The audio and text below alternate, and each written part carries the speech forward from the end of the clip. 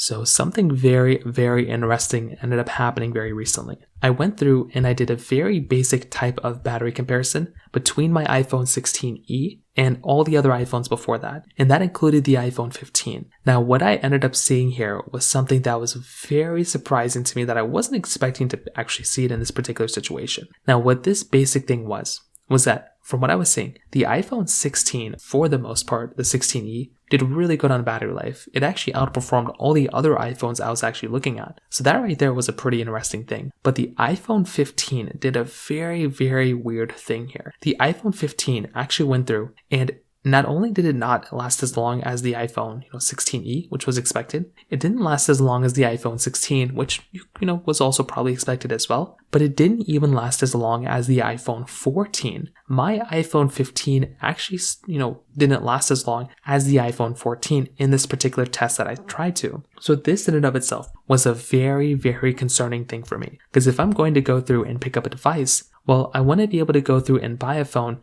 that's going to be giving me a really good experience, right? And unfortunately, my iPhone 16e wasn't really, the phone was, definitely a better performing battery life phone, not by much than the 16, but it was good enough. The problem here was that the iPhone 16e and the iPhone 16 and the iPhone 14 all outperformed the iPhone 15. The iPhone 15 at a bare minimum should be better than an iPhone 14 in every single way, including battery life. If it isn't, then what are you even paying for, So that is kind of the problem that we kind of experienced with the iPhone 14 from that, or the iPhone 15 from that particular situation. Now that we're on iOS 18.3.1 and we're getting more Apple Intelligence features, it's becoming more and more popular and also getting more and more controversial, we're now getting in this situation where I'm like, well, why doesn't Apple just go through at this point and just give us Apple Intelligence on the iPhone 15? Maybe give us a limited version, but Apple Intelligence already is such a limited release. They're already removing, Siri, conversational Siri, and so many things like that. Why not just give us that type of feature set? That's kind of what I'm thinking, and I feel like Apple should go through and kind of do that. Give us a limited version of Apple Intelligence on this phone, and that would make a lot of sense for Apple to go ahead and do. So there's still a couple of things Apple needs to kind of do to make Apple Intelligence, much better, but that is a very concerning thing in and of itself, because like I said, I feel like Apple could be doing a little bit of a better experience